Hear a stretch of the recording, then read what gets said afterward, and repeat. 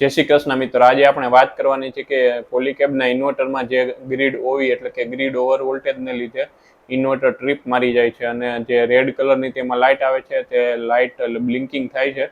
તો તેના માટે આપણે ઇન્વર્ટરમાં સેટિંગ હાઈ વોલ્ટેજનું સેટિંગ કઈ રીતે કરવું ને એ આપણે આજે વાત કરવાની છે. અને તમે અત્યારે વિડીયોમાં જોઈ શકો છો કે અહીંયા જે એરર આવેલી છે તે ગ્રીડ ઓવર વોલ્ટેજની એરર અને ગ્રીડ ઓવર ફ્રીક્વન્સીની એરર છે. એટલે કે A0 અને A3 ની એરર છે. આવી જો તમારી એરર આવતી હોય તો તેને સોલ્વ કઈ રીતે કરવું ને એ આપણે આજના વિડીયોમાં જોવાનું છે. તો હવે સૌથી પહેલાં આપણે ગૂગલ પ્લે સ્ટોર ઓપન કરવાનું છે અને પ્લે સ્ટોરમાં આપણે પોલીકેબની એપ્લિકેશન પોલીકેબ પીવી સોલાર મોનિટરિંગની એપ્લિકેશન આવે છે તે ઇન્સ્ટોલ કરવાની છે.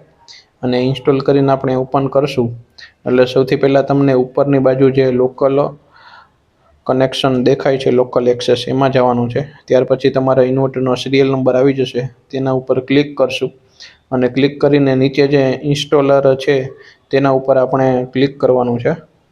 હવે ત્યાર પછી તેમાં આપણને પાસવર્ડ પૂછશે. પાસવર્ડ સ્મોલમાં ADMIN, સ્મોલમાં એડમિન છે. ત્યાર પછી એને આપણે એન્ટર કરશું અને એન્ટર કર્યા પછી તમને આવી રીતે સ્ક્રીન દેખાશે. તેમાં આપણે છેલ્લે જે રાઇટ કોર્નરમાં સેટિંગ છે તેના ઉપર ક્લિક કરવાનું અને ત્યાર પછી ગ્રીડ પ્રોટેક્શન પર ક્લિક કરશું એટલે આવી રીતે થોડીક વાર ડેટા લોડ થશે અને ડેટા લોડ થઈ જાય પછી હાઈ લોસ વોલ્ટેજ પ્રોટેક્શન છે. હવે થોડીક વાર ડેટા લોડ થઈ જાય ત્યાર પછી તમે જોઈ શકો છો કે નીચે જે થોડોક નીચે સ્ક્રોલ કરશું એટલે નીચે તમને લખેલું દેખાશે કે હાઈ લોસ વોલ્ટેજ પ્રોટેક્શન. અને હાઈ લોસ વોલ્ટેજ પ્રોટેક્શનમાં પ્રોટેક્શન લેવલ 1 છે. ત્યાં જો તમારે 290 વોલ્ટેજ લખેલા હોય તો 290ની જગ્યાએ આપણે 300 વોલ્ટેજ કરી દેવાના છે. અને 300 વોલ્ટેજ લખીને આપણે નીચે જે ઓકે બટન છે તેના ઉપર ક્લિક કરશો એટલે ઓટોમેટિક જાતે જ તે 300 વોલ્ટેજનું સેટિંગ થઈ જશે. ત્યાર પછી ફરી એકવાર બેક વહી જવાનું છે અને વોલ્ટેજમાં હાઈ વોલ્ટેજ ડીરેટ, જો તમારું આ સેટિંગ ચાલુ હોય તો તમારે આ સેટિંગને ઓફ કરી દેવાનું છે એટલે હાઈ વોલ્ટેજ થાય છતાં પણ આપણે જે ઇન્વર્ટર છે તે ચાલુ જ રહે. હવે હોમની બાજુમાં જે તમને ડેટા દેખાય છે તેના ઉપર ક્લિક કરશો એટલે આપણે આજના કેટલા યુનિટ થયા તેની સાથે સાથે મંથના દરરોજના કેટલા યુનિટ જનરેટ થયા તે બધી વસ્તુ આપણને ડેટામાં બતાડશે.